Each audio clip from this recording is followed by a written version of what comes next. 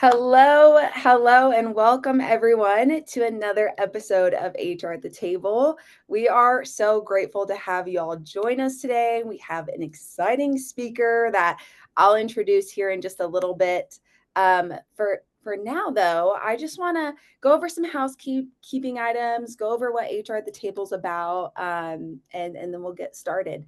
Uh, First, HR at the Table, if this is your first time attending an HR at the Table, maybe put it in the chat. Let us know where you're watching from. If you've been to HR at the Table before, let us know how many times have you been with us since season 1. We might have to give a prize if you have been. That would be very impressive. But for those of you that don't know, HR at the Table is all for you all. So HR at the Table is a thought leadership webinar series where we bring professionals, HR leaders, TA leaders, analysts in the space, and we interview them kind of like a fireside chat. So what that means is HR at the Table, we do not have 30 slides to present. If you were really excited to watch a bunch of slides, click through. I'm sorry to be the bearer of bad news. Instead, we want a really engaging conversation with our speaker, with our audience, and then I'm here to host and facilitate. So that said, you guys have already found the chat, which is great. That is exactly where you can keep the conversation going. We'll interact with it. So please put your thoughts and your opinions, your ideas there. Connect with each other as well. We definitely welcome that in the HR at the Table community. It also means, since this is such an engaging event, it's on season 5, so we must be doing something right. We want questions. I've got some questions for our speaker here, and I'm going to ask him all the questions I can in this time, but ultimately, your questions tend to be better than mine. So share questions, submit questions. You can do that either through the chat or there's a Q&A function on your dashboard. That would be my preferred method because then I can see it and immediately ask it to our speaker, our guest today. So just know questions are so welcome. Some other things, and then we're going to dive into it, is I get this question a lot, so I like to just put it out there. Yes, we're recording. Don't you worry. I know you guys can only type or write so quickly or remember if you're just being present in the moment. We're recording. The recording will be sent out automatically shortly after. It's typically the next day through Zoom. So you'll get that recording and you can share it with your colleagues, your managers, your employees, right? And really spread the insight and information that you learned today. You also, if you're watching on demand for those later folks, don't worry, you can get Sherman HRCI credit. You can get it live today. We have a slide with all of those details. You can also get it for watching the recording. And that is true with all of our HR at the Table episodes. So if you go to verifiedfirst.com, go to resources and go to HR at the Table, there's 5 seasons worth of episodes there that you can watch and get some HRCI and SHRM credit. So that re-certification credit is there and available for you all. Last thing, and then I'm going to stop talking for a second. Just a reminder that at the end of today's session, there's a survey. I would love it. We will try to wrap up on time or maybe even a minute or two early so you can just give us some feedback. We are wrapping up season 5 of HR at the Table. We would love to hear from you all on what you would like to see for the rest of this year, season 6. There's rumors and talks about a conference. We want to hear from you. What would make HR at the Table just so valuable? So please provide that insight, and that would just be really appreciative. I'm also getting a message that my screen disappeared. So let me reshare that. There we go. Hopefully it's there. All right. With that, I'm going to jump into our topic.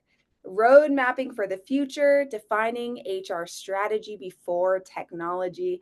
I am super excited about this conversation. I don't think we've ventured this way yet. We've talked a lot about HR strategy. We've talked a lot about technology. The last few episodes have been on AI and adopting AI and the changes in HR tech.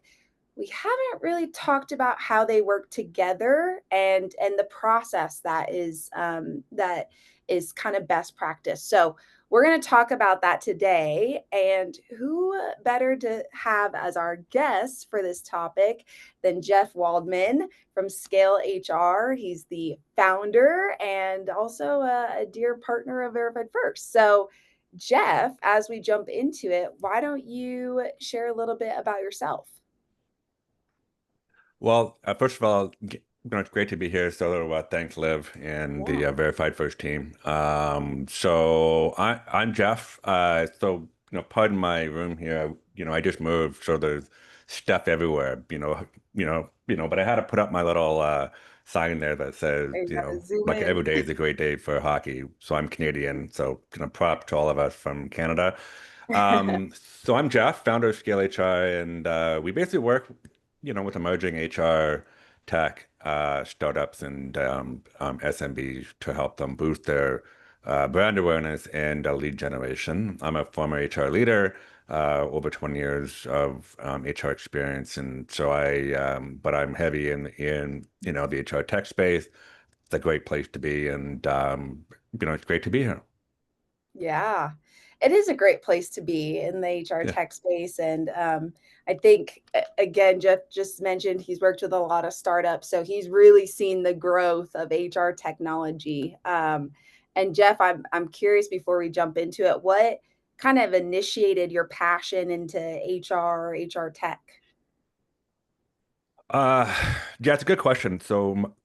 Honestly, I always knew that I wanted to do HR, but I think the technology passion really came from my very first job, actually, where I clicked on a little icon and the icon said PeopleSoft, and I had no idea what it was. And so I clicked on it, and then all of a sudden, a bunch of other icons popped up, and there was, I can't remember, but it was, recruiting and performance management and all this stuff.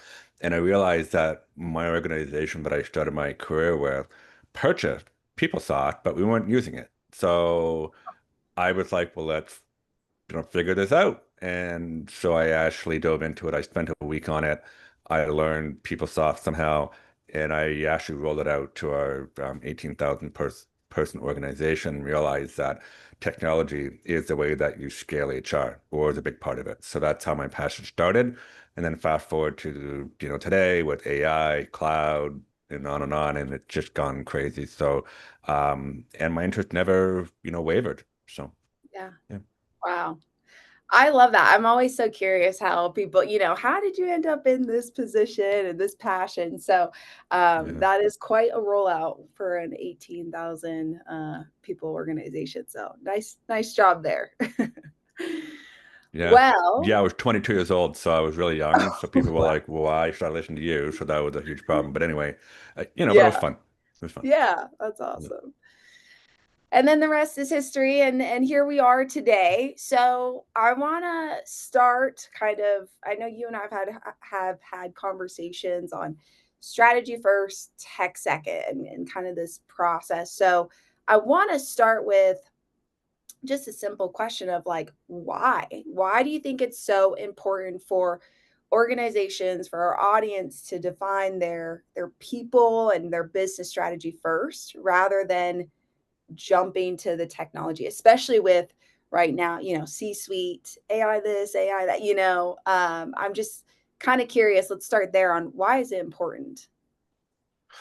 I think this is the most, fundamental question. Okay. Mm, So like if you learn anything about today, it's this question. So the actual sequence matters.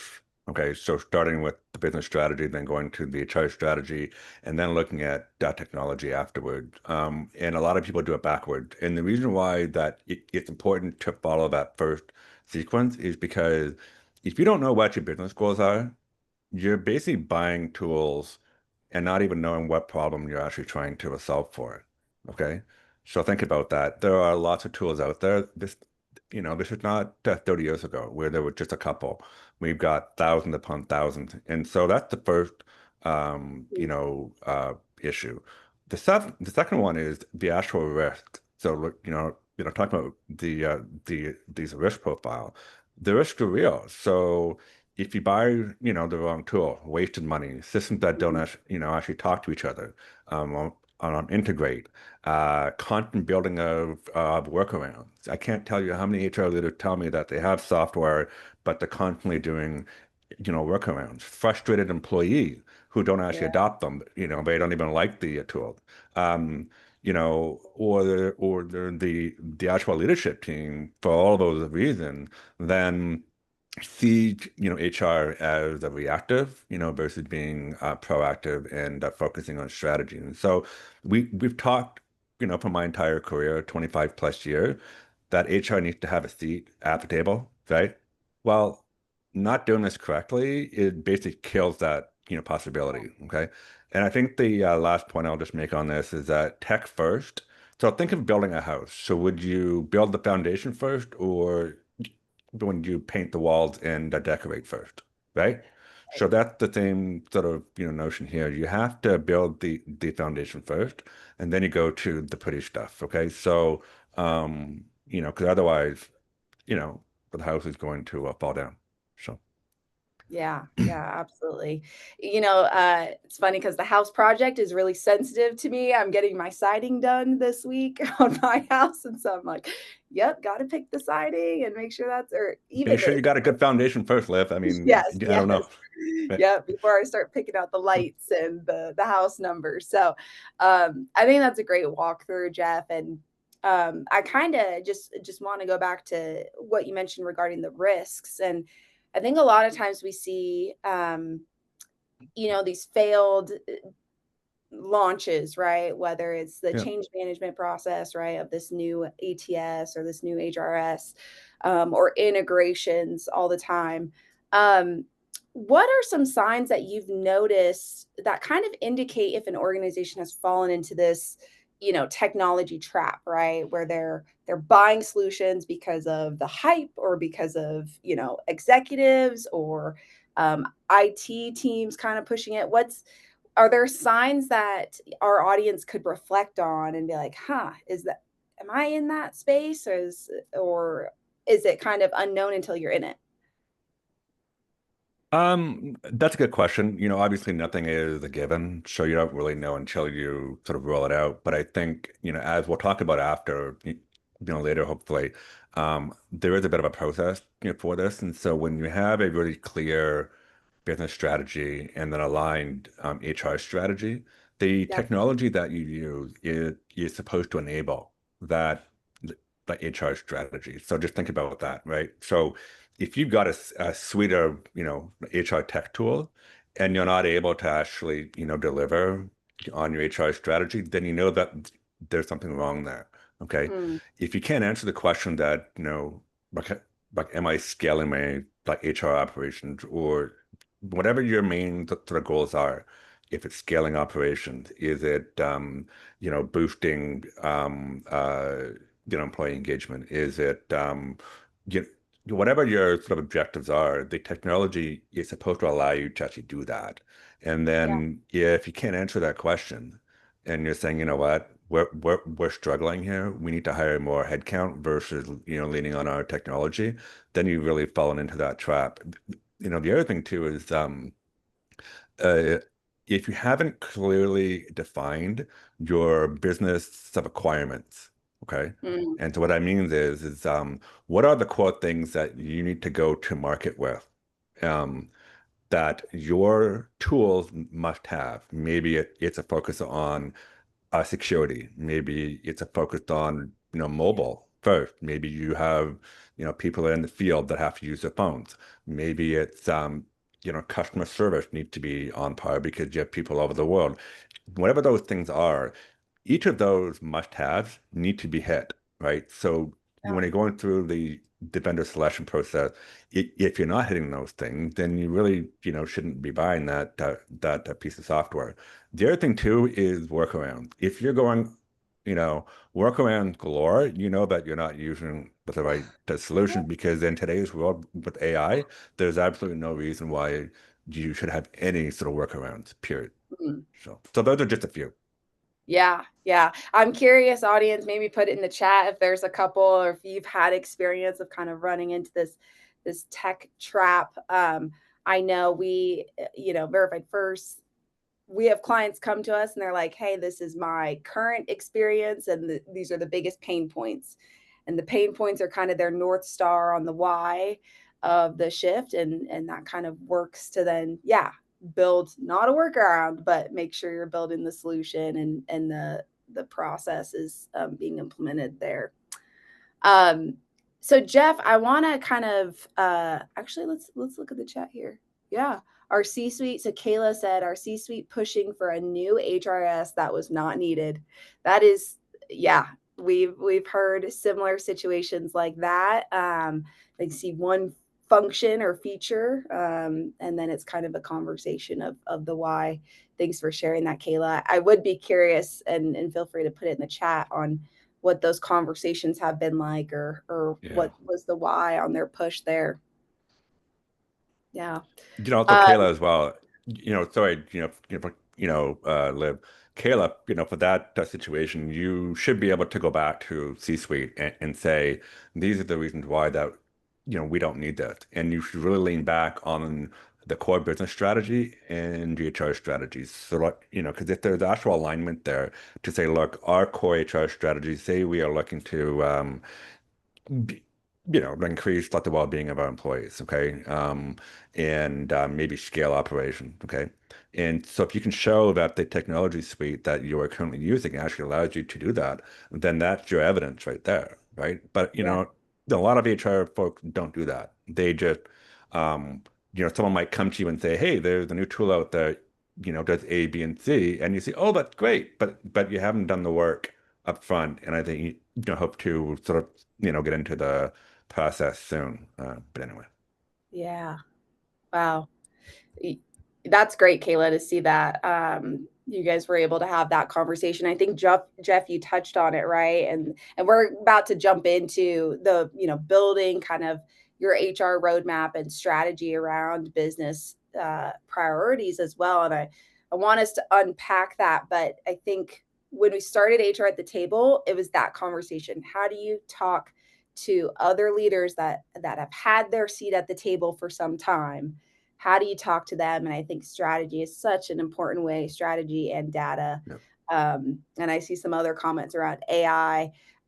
We've seen a lot of cases of that too. IT kind of leading, or your software security team leading the AI kind of uh, adoption and leaving HR out of it. And we have actually our last HR at the table episode or two, maybe couple ago, we did talk about that. So thank you all for sharing that in the chat.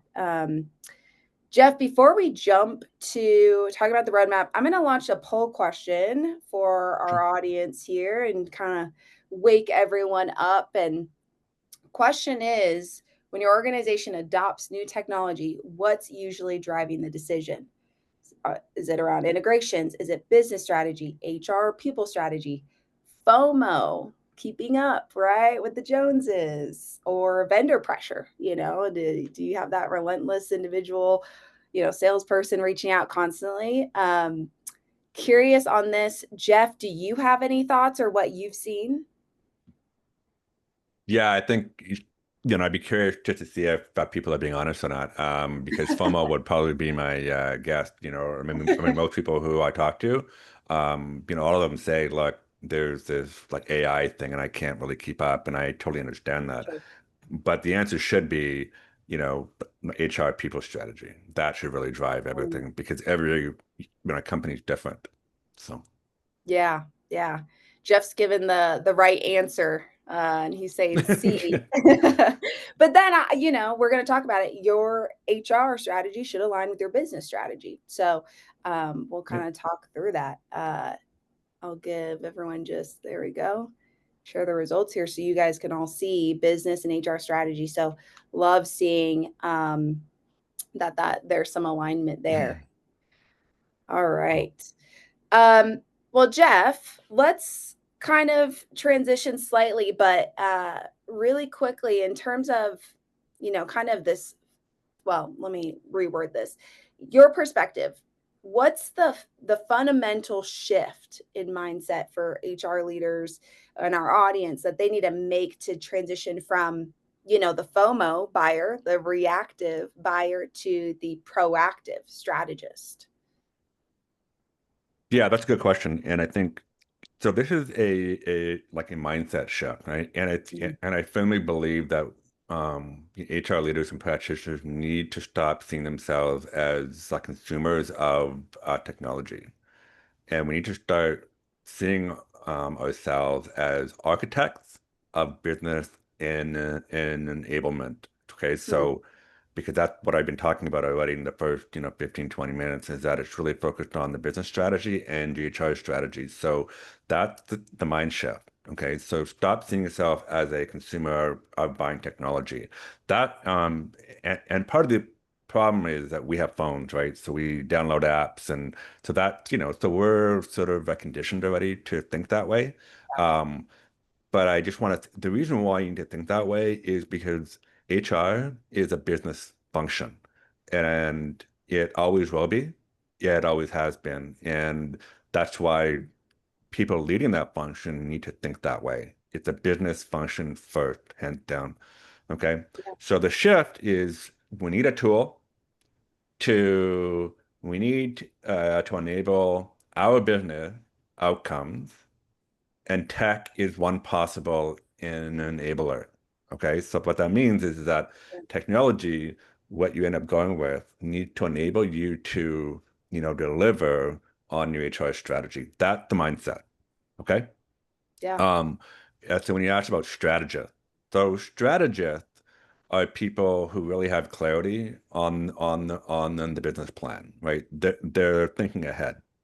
Okay, so they're trying to plan for the future.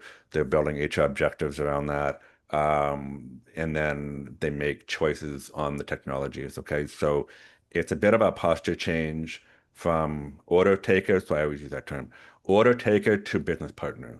So I think Yeah. it's that shift, that mindset. It's focused on the business. So if that makes Yeah. sense. Yeah, it absolutely does. And I want to talk more about the mindset shift. I think our audience, I'm making an assumption about them, but I think all of them, or most of them, have that mindset. It's then how do you communicate that and how do you align then? So, um, and I think that goes back to, or where we're going in this conversation, of that HR roadmap. So, what are some of the foundational elements of a people first HR roadmap, right? That then can be communicated to other leaders and executives. So I think that we're going to share out some documents or some content after this. Yeah.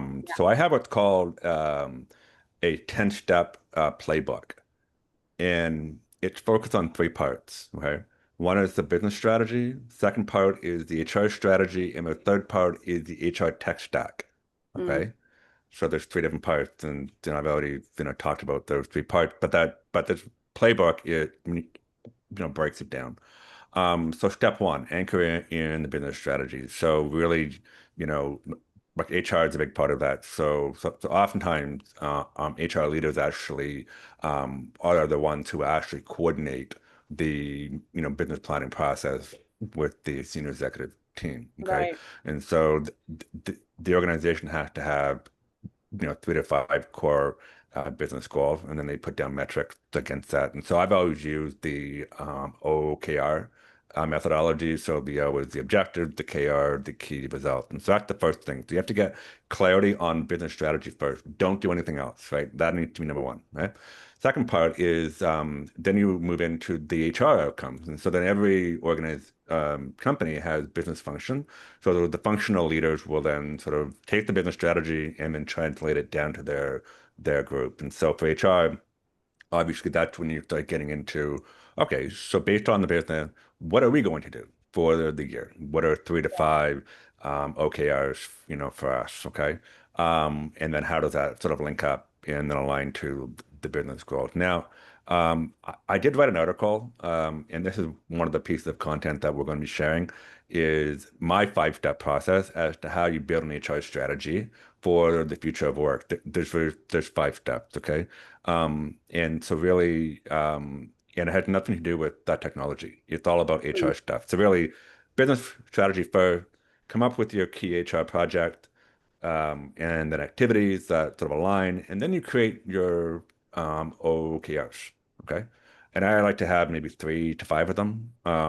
You can come up with those first and then do your project. It doesn't really matter. I mean, they're both sort of connected.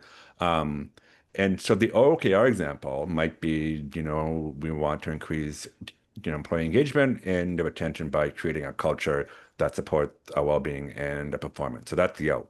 The Yeah. KR could have one that might be, improve, employee engagement by 10%. Okay. Uh, reduce voluntary turnover by 18% from, 18% down to 12%. Achieve, 80% participation in well-being programming. So those are the KRs, and then the projects kind of flow into that. All right. Part C, after you've gotten clarity on your HR plan going forward, then you start looking Yeah. at where your pain points are and your areas of opportunity, right? So, are you burning cash? Is it a financial problem? Are we losing time? Like, are we spending too much time on administration, for example, which is the key thing now because of AI, right? Um, are we losing talent? Maybe it's a talent problem, talent shortage, maybe whatever it is, right?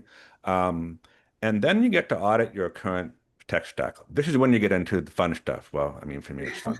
Um, you have to look at where you are now. Are you with your payroll solution, hiring solution, HRISs, other solutions, whatever it is, and you have to audit it. What worked, what doesn't work, hidden cost, um, and like in my document, there'll be more information in there for you Yeah. because I don't have a lot of time. Um, Mhm. after you get to figure out where your gaps are in your audit, then you get to draft your actual requirements. What do you need for future HR tech? So obviously this is where you are today. Do you want to be over here? You need to come up with your key requirements that you then take to your vendors, to any Yeah. prospect. Okay. Um, don't worry about the names. Don't say I need to have Workday, okay, or I need to have Verified First, or I need to have this. It's about the capabilities. Okay. You also have to set guardrails. And so this is where you get into some conversations with the finance, IT, others. You have to look at budget, integration capabilities, compliance, security, right? Once you have those guardrails in place, and then you have to scan the market. Then you have to shortlist vendors. That's hard. No, I understand that it's hard. Yeah. But that's the next step. After you kind of figure out which vendors you will actually look at in shortlist, then you go into demos, right? And I always suggest having demos within a couple period, like a very short period of time, demo them all at once because then you can lose, you sort of forget. Yeah. And then you have to build the business case because you got to go back up and, get approval possibly. If you're going to spend more money, you have to get budget, you have to talk to finance, leadership and so on. And then you get into pilot and, roll out. So that's really a high level 10-step process right there. Yeah, yeah. And I can imagine for our audience, you're either trying to write or type all that very quickly. Don't worry. We have one, we're recording, and then we've got that additional resource as well. Jeff, thanks for walking us through that kind of high level process step by step. One question I have, and I think it was also mentioned in the chat, is HR leaders might have that mindset, right? And they've got this vision, but it's other business leaders that they need to kind of change their mindset and HR then be at the table. Um, I'm curious in this 10-step process, is there a step that is just essential to furthering that alignment between HR and the business or HR and other business leaders that if done well can really set HR up for success by the 10th Yeah, step? it's a great question. And, actually, so what I've done is I've always kept my peers, up to date as to, Mhm. through, the entire process anyways. Yeah. It, and so what I mean by peers is if I'm a senior VP of HR, CHRO, I'm, letting my peer, sort of across the board knows what's going on. There is a step for that. It's actually in the eighth and ninth step, which is when, because it's really important, for HR to drive the entire process. Hmm. And then when we want to build the actual business case, right? So I talked about that, right at the end. Um, so that's really where you build the business case as to why you want to go ahead with your sort of HR tech stack that you picked out, basically. Hmm. Okay. And in it, you'll talk about like ROI to the business. You talk about any risks. You talk about, sense of urgency, right? And Yeah. sense of urgency meaning that if the business want to achieve these 3 to 5 core objectives, we need to do this now, right? So, because if we don't do it now or we don't do it in 12 months, um, we'll be at risk and not actually meeting those, core objectives. And you can use the entire process as evidence, right? Because you've Mhm. gone step by step through the actual work. Um, if you don't do it that way, it becomes really hard to, defend, anything. Yeah. The other thing Yeah. too that I always do is that there are steps in the process where I am talking to IT, I am talking to finance, I am talking to security. So they already know what's going on. And I'm Yeah. always making sure that they understand and they align with sort of our process, right? And so any questions, concerns, and I take them in. So Yeah. Yeah, I love that kind of throughout, but then especially as you build the business case. And I guess for our audience too, Jeff, I don't know. I'm gonna make some assumptions here because I think every organization looks differently, but I'm sure there are some audience members that um, HR doesn't have a voice today. So when yeah. they're talking business strategy, business leaders are talking business strategy, HR is not at the seat or at the table. Um, what would be your insight? And then I want to talk about more kind of this building the roadmap for success. But what would be your 2 cents for them on getting into that conversation? Right? Is it like, hey, don't forget about us. I want to be involved. Or is there any insight into how our audience can enter that conversation on the business and corporate strategy so that they can then align? Yeah, so many years ago I was in that spot where I was not at the table. Yeah. But I was leading HR. So what I did was I got to know the key players on the senior leadership team, and I really looked at tried to find two people that I could really lean on that would champion my cause, right? Mm, So you're looking for a sponsor, kind of thing. yeah. And so I basically went through that person in terms of this entire process. So those two people or one person, they would fully understand, they'll be part of the process with me, right? Yeah. Because then when it came time to building out the business case and all of that kind of stuff, I knew what the senior leadership team would be looking at. So, I wouldn't be sort of shooting, darts like in sorry, shooting darts at the dartboard in the dark. Okay. Yeah. So, right. So, I Yeah. had them as my bridge to the senior, leadership team. That was the first mechanism, that I did. And, but you're banking on the fact that you can find somebody, right? Yeah. If you have a senior team of 6 people, 7 people, 8 people, maybe more, I think the likelihood of finding someone to champion would be very, very high. And I Yeah. always look towards the CFO. Yes, I know that's a bit contrary to what HR people might think, but if you can get the CFO on board with you, you can do anything. Okay. Yeah. Um, and the other person would be the CMO, the Chief Marketing Mm, Officer, because they usually talk about brand and things like that. So that's always been my sort of go-to. yeah. Um, Yeah. and so I think the other way too is I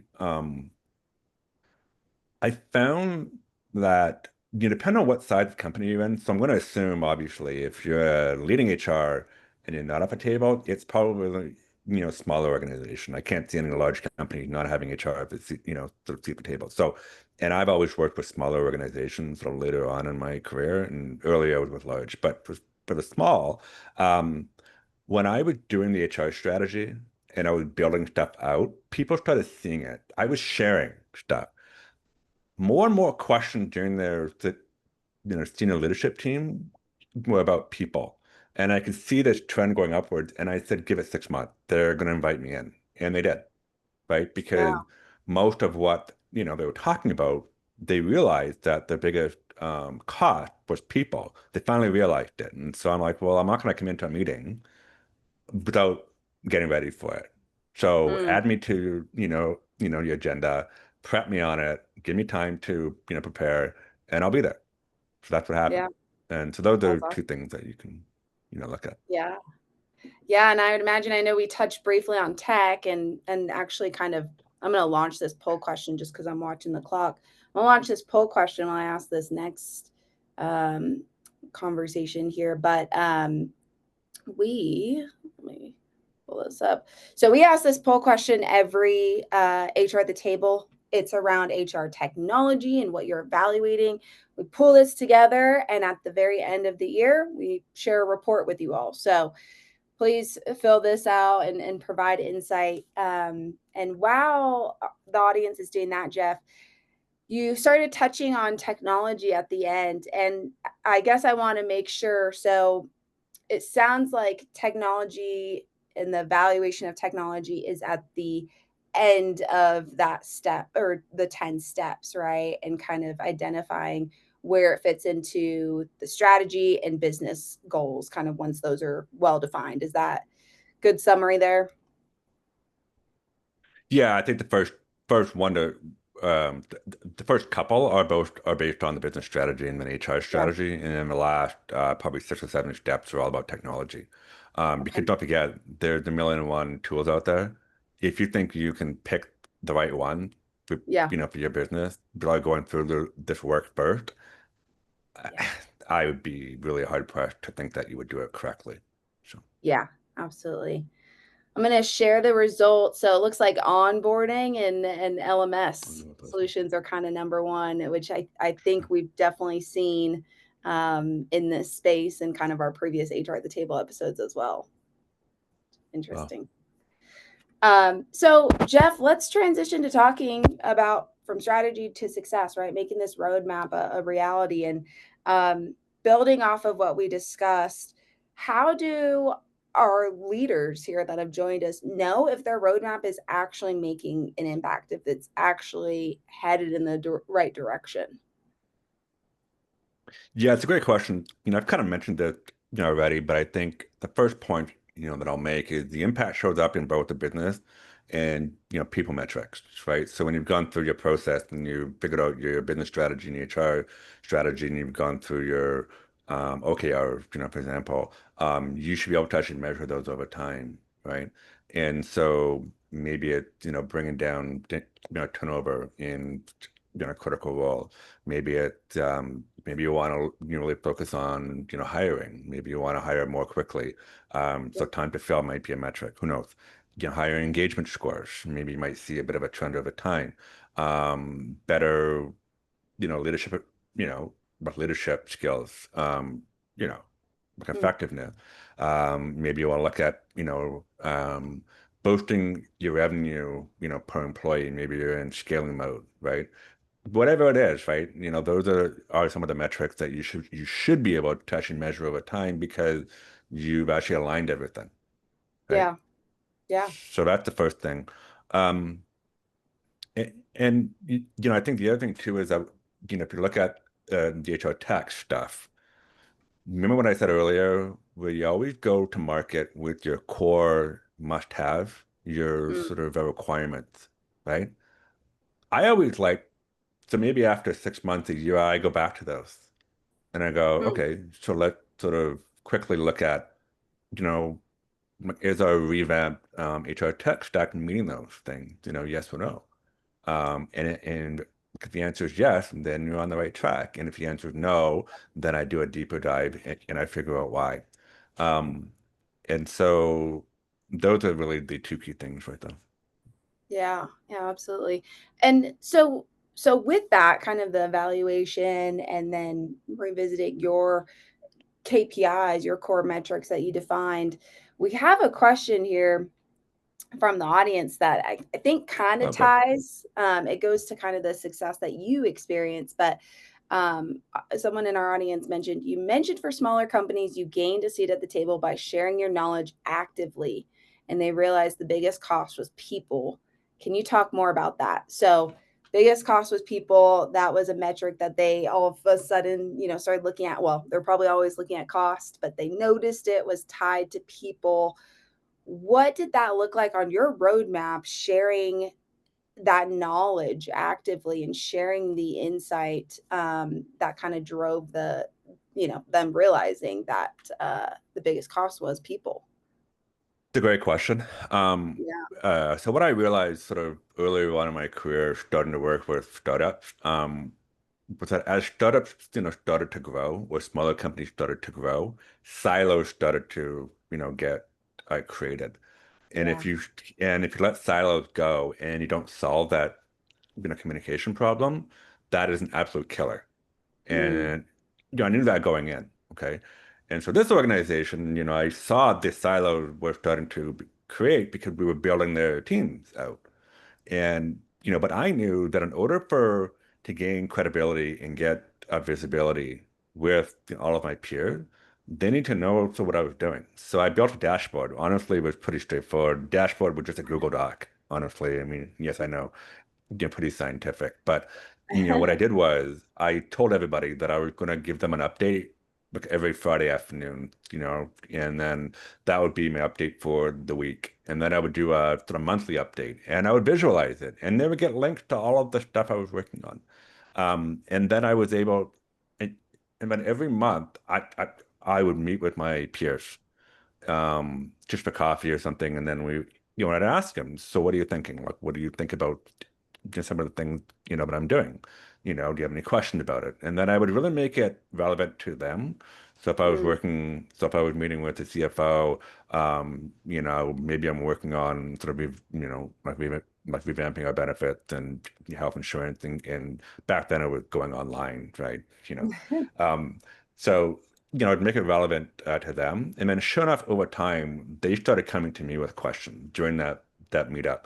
And so now we have Slack and Google Chat and all these great tools. And so we can share those things. And so I openly shared. I always mm. gave people full, visibility to all of the work I was doing. They got a copy, they got access to my HR strategy. This was prior to having tools that could actually automate all of that. And so I really wanted them to know exactly what I was working on, what my thought process was, but also allow them, to ask questions because I didn't have all the answers. I needed them to help me. And Mm. then over time, they got more, comfortable with me and my style and knowing that I was an open book. And, I wanted to learn from them. I cared about their business. So, and I made it relevant to them. So it was organizationally, and then I would drop down into each of the business functions. So finance, software development and whatever, sales, and on and on. Some actually adopted it more quickly, Hmm. than others, where others didn't care, but they came around afterward when they realized, they were missing out. So that was the way Yeah. I did it. And it worked for me. Yeah. Um, so That's neat. Kind of leading by example with the transparency in with your strategy, with your data and all of that. Yeah. So, Jeff, we've got about like 15 minutes or so left. So, I want to talk a little bit more on the technology side and how that okay. aligns. Um, moving from kind of the reactive or FOMO approach to more of a strategist, um, what does that look like? How does that change the approach when we're talking about technology vendors? Are there certain questions that we should be asking them when we're trying to figure out if a technology vendor aligns with our HR strategy and ultimately our business strategy? Yeah, I think it's so you're talking about, what are some of the things that we'd ask vendors and okay. Yeah, So yeah, um yeah, that's I wrote some comments down on this question, you know, uh but I knew that I was coming. yeah, Um so that's this is really important. So what typically happens is as an HR leader, and I used to do that, when I met with a vendor, I'd be like, okay, so show me your tool or show me your platform, yeah, right? And they would lead the conversation, and I enjoyed it. I mean, it was fine, but then I was left thinking, I still don't know how that connects to my business, right? So what I did was, I said, how do you flip the script? Okay, yeah. so instead of asking, show me your features. I always ask, here are our top five must-have, requirements. Show me how your product or platform solves these. It's a Mm, different question, right? And so I usually sent it out in advance so they could tailor their presentation, which was really important to me. yeah, And then other questions, but I always ask vendors that always, because based on my sort of key must-haves is, um, how does your tool help us solve these core objectives? And so, don't forget that I would have my HR strategy done by then, right? So I would show it to them and say, look, this is my roadmap for the next 12 months, 18 months, yeah. whatever. Help me with this, right? Second question might be integration. That was always a core question. Mm, Um, how does this tool integrate with my payroll system? How does it, integrate with Slack, whatever it is? yeah. Um, the other question that I really asked them to is also on actual adoption. Don't forget that adoption is half the battle, right? Mm, Once you've figured out your HR tech stack, then you have to roll it out. So how does that work? So asking the vendor, they've gone through many rollouts, right? So, what adoption strategies, have worked best um, in a company like ours, for you? And they should come to the table with, lots of examples.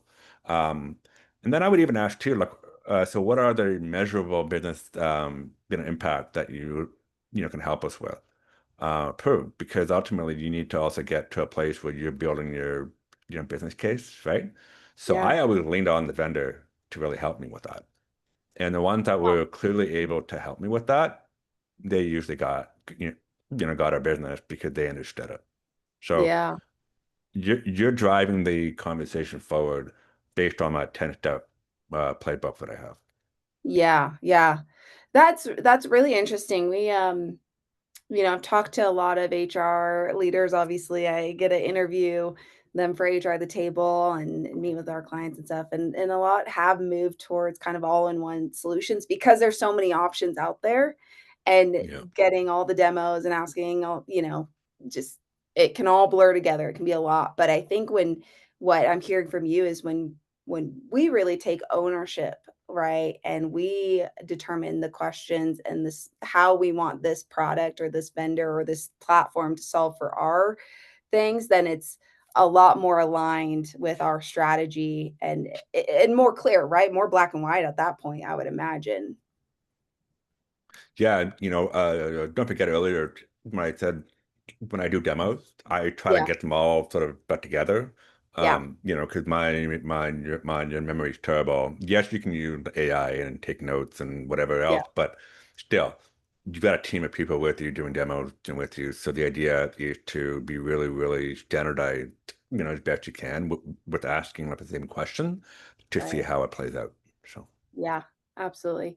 One last question before we kind of talk about, I want to shift for the last little bit that we have on just leadership and the direction of HR leadership. But have you found any best practice or form or way of communicating, right, when you're further along the, tech evaluation or vendor evaluation, a a best way to communicate that to other business leaders or your CFO, your CRO, maybe your COO, on what you're evaluating and kind of your final stages? So they're talking about like the business case, like after you've already gone Yeah, through yeah, yeah, demos and stuff. yeah, absolutely. Yeah, Yeah, so I mentioned this earlier. So what I try to do is I put together like a deck or a presentation or yeah. something like I'm very visual, so that just sort of works for me. First page is usually these are core company goals, right? Okay. This is Yeah, what we're trying to do as a business. Page two or something after that would be okay. So this is what I chose to do from HR, very high level, like it doesn't have to be yeah, detailed. Um, and then I even go page three, I would talk about each business unit, right? So I try to get some sort of line of sight, just finance or sales and whatever yeah, it is. Um, and then then I get into my process as to how I sort of what process did we undertake to sort of look at this sort of HR tech stack thing. yeah, And then I kind of explain it, just bullet point, one, step two, da, da, da, da. And then the next page would be, this is what we came up with and why. And the why is really it linking it back to the business strategy and what's relevant to them. yeah, So they understand, okay, so if we make a change or if we choose to invest X amount of dollars into this and this is why.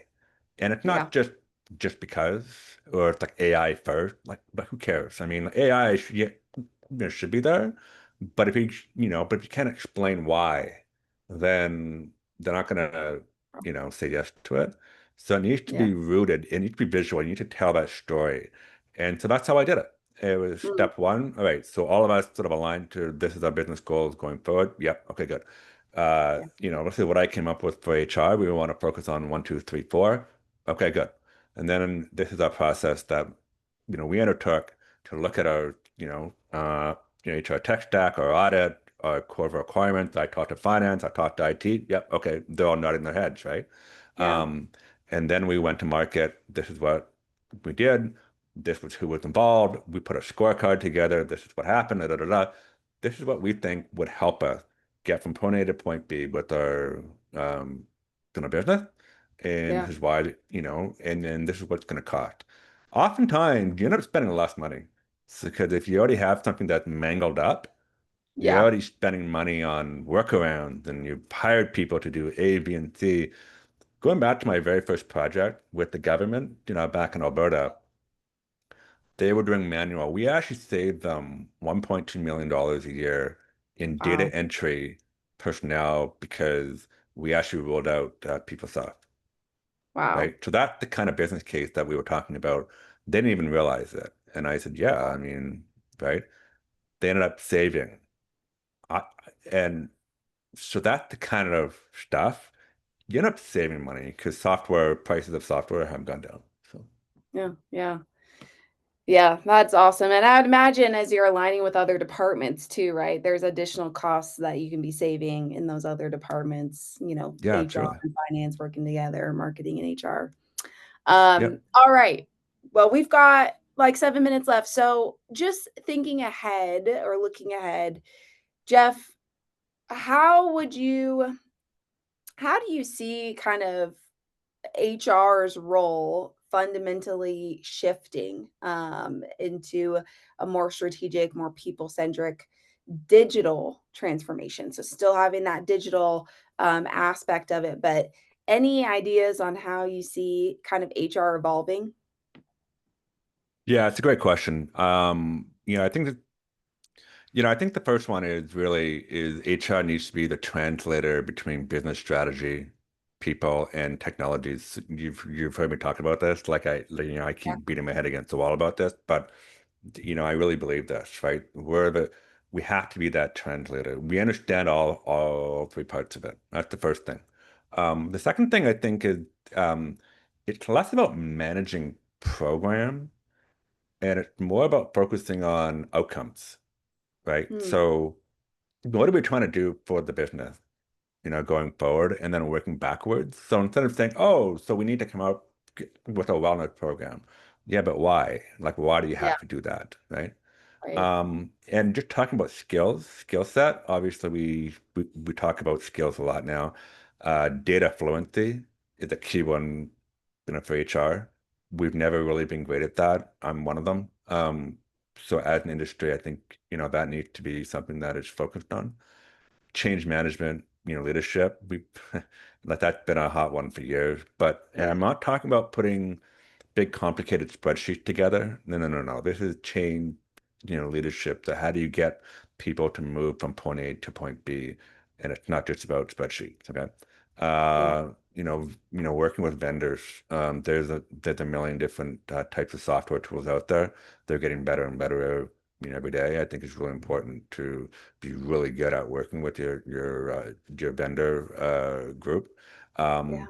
and also, I'll just end with this: it's the courage to challenge your fellow peers if the strategy is not clear. I can't tell you how many arguments I've had with my fellow CFO going, this doesn't Yeah. make any sense. And I said, I'm going to challenge you on this, or COO, this doesn't make sense, right? I'm the HR Yeah. leader. I'm part of this business, just like you are. I'm going to challenge it. Yeah. I love that. And you touched on quite a few really important aspects, but I think that last part of that courage and curiosity, really Curiosity, being definitely.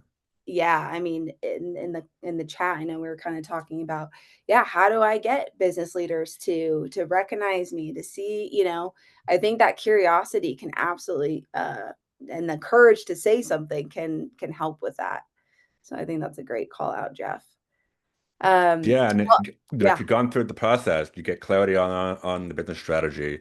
You have an aligned, HR strategy. You've done the work on the HR tech side of thing, and someone challenges you.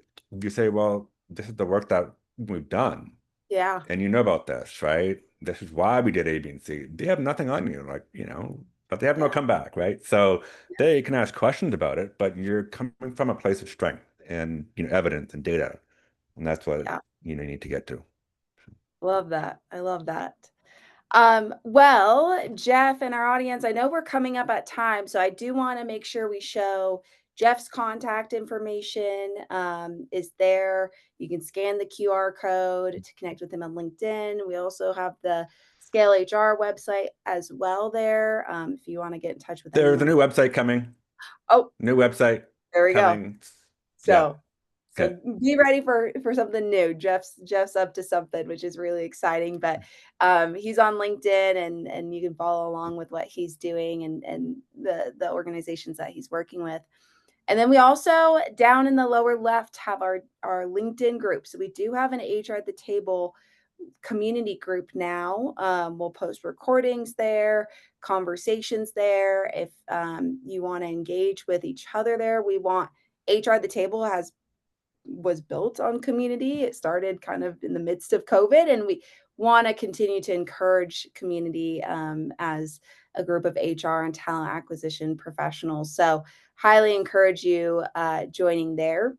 And then the next slide, we're just going to show the Sherman HRCI credit, so you can take a screenshot and whatnot. But while everyone's doing that, Jeff, I just want to say thank you for your time. Thank you for being a guest on HR at the Table. I thought this was so insightful, and I'm always so glad we record these so we could share them. But yeah, just thank you for your time today, Jeff.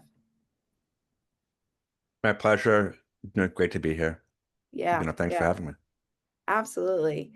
Um, Thank you, everyone else. If you have just 30 seconds, can you fill out this survey for us? Give us feedback, ask some questions, give us insight into what you'd like to see in the last little bit of season 5 and season 6 of HR at the Table. Thank you all so much, and I hope it's the best Tuesday of your week. So, catch you all next month.